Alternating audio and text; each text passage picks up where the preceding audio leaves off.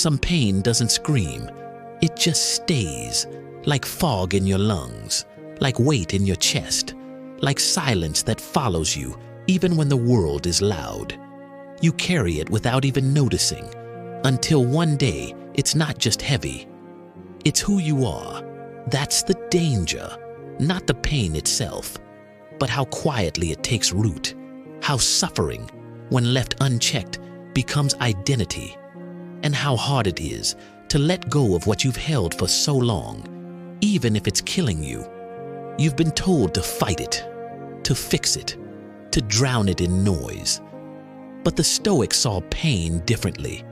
They didn't worship suffering. They respected it. They didn't run from it. They sat with it, not because they enjoyed it, but because they understood. Healing is not force. Healing is release. Epictetus once said, "Suffering arises from trying to control what is uncontrollable." But how much of your pain comes from exactly that? From trying to hold on to things that were already slipping? From trying to rewrite what's already done? From demanding certainty in a world made of change? Let it go, not because it's easy, but because it's necessary. You're not weak for hurting. You're not broken for bending under the weight of things no one else can see. But you are lying to yourself if you think holding it tighter will fix it. You can't heal what you refuse to release. And yes, letting go hurts too. Because when you let go of pain, you also let go of the story, the reason, the blame, the meaning you wrapped around it just to survive. But the story isn't the truth. The truth is, it happened, and it's over, and it doesn't need to own you anymore. Marcus Aurelius reminded himself, if it's endurable, then endure it. If not, then stop complaining. The harm is in your reaction. Your reaction is what shapes your suffering, not the event, not the person, not the past, just your grip on it. You've already survived it. Now you're just dragging it. You don't have to. You can loosen your fingers. You can breathe again. It starts by no longer making pain the main character in your life. You are not your grief. You are not your failure. You are not the echo of someone else's absence. You are here now. And the present doesn't care how long you've been hurting. It only asks, what will you do with what's still in your hands? You may not be able to forget, but you can stop feeding it. Stop feeding the thoughts that rot your peace. Stop revisiting the same memory, hoping it ends differently this time. Stop punishing yourself for what you didn't know back then. You did what you could with what you had. Now do something better with what you've learned.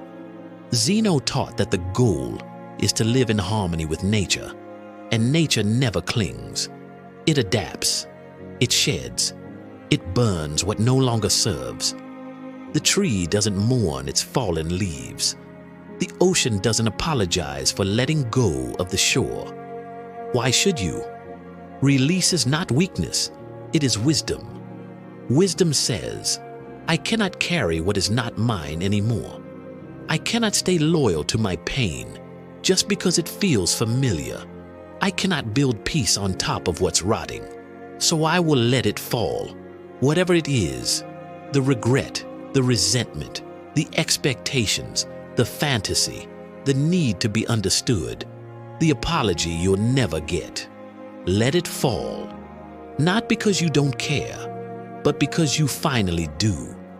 You care about your peace more than your pride. You care about your growth more than your comfort. You care about who you're becoming more than who hurt you. You don't need closure to begin again. You don't need to understand why it happened to stop letting it shape you. You just need to decide that pain is not the final word in your story. And no, healing isn't pretty. It's not linear. It's not some morning where everything clicks. Healing is ugly, lonely, quiet. It's sitting in a room and choosing not to text them. It's walking past the places that used to hurt and not looking back. It's waking up and not expecting joy, but creating it anyway. It's discipline, because healing isn't an emotion. It's a choice you make every day, and every day, life gives you the same offer. Carry this pain longer, or set it down. And the truth is, some of you have carried it for years, maybe decades, and it's shaped you, hardened you, given you a voice, maybe even a purpose. But now, it's time to step into who you were before the pain taught you to hide. Time to speak without the bitterness, to love without the armor, to live without the past in your pocket. You don't have to be defined by the worst thing that ever happened to you. You don't have to be the strongest person in every room. You don't have to keep pretending it didn't hurt. You just have to be honest with yourself. And if you can do that, really do that, you'll finally understand what the Stoics meant when they said that peace isn't found in changing the world, but in changing how you hold it. So let it go, whatever it is, not all at once, not forever, just for today, just for this breath. That's enough. That's healing. So if it still hurts, let it rise, let it burn, let it echo one last time, but don't let it own you. You've carried it long enough for it to leave a mark, long enough for it to shape your voice, your walk, your silence, long enough to believe the lie that pain is part of your identity. But it's not. It's a season, a shadow, a lesson that stayed too long. You are not here to be the monument to what broke you. You are here to move, to release, to begin again. And yes, the scar might stay, but the suffering, that's optional now. Let it fall, not to erase it, but to stop reliving it. Because healing is not forgetting. It's choosing not to pick the wound every time it starts to close. It's walking forward with the memory, but not the burden. And if it hurts again tomorrow, let it, feel it, honor it, then release it again. Because every time you let it go, you come back to yourself. And one day, not loudly, not suddenly, but in a quiet morning you weren't expecting, you'll realize the pain no longer belongs to you. And you'll keep walking, freer than before.